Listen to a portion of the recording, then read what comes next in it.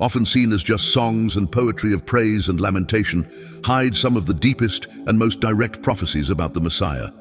Two psalms in particular capture fundamental moments of Jesus' life and mission: Psalm 22 and Psalm 2. Psalm 22 is famously known as the Psalm of the Cross. In its first verse, we see Jesus echoing its words on the cross. My God, why have you forsaken me? Psalm 22:1, Matthew 27:46. Throughout the psalm, the descriptions are remarkably detailed regarding the suffering Jesus would endure. They pierced my hands and my feet, Psalm 22:16, a clear reference to the crucifixion. What is even more impressive is that this psalm was written hundreds of years before crucifixion was even invented as a method of execution. This highlights the prophetic power of Scripture, pointing forward to future events with precision.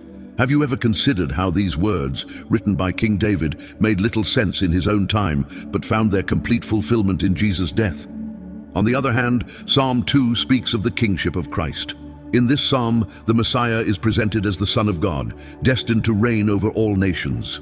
You are my Son, today I have begotten you.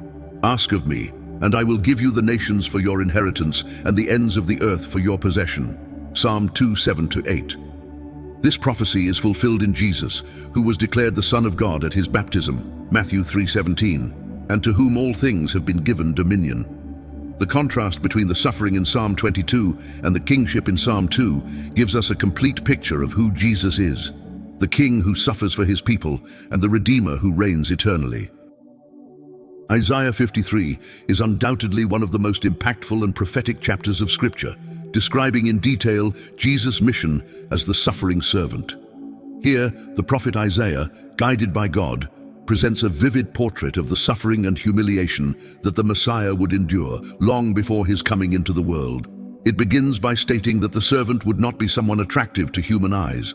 He had no beauty or majesty to attract us to him, nothing in his appearance that we should desire him, Isaiah 53:2. This passage shows that Jesus did not come to impress externally, but to fulfill a much deeper purpose. What follows is a clear description of Christ's suffering. Surely he took up our pain and bore our suffering, stricken by God, smitten by him, and afflicted, Isaiah 53:4. Jesus bore the weight of humanity's sins, facing pain and humiliation on the cross to redeem us. This sacrifice was not accidental or simply the result of political circumstances at the time. It was part of the divine plan from the beginning, as prophesied. Every lash he suffered, every drop of blood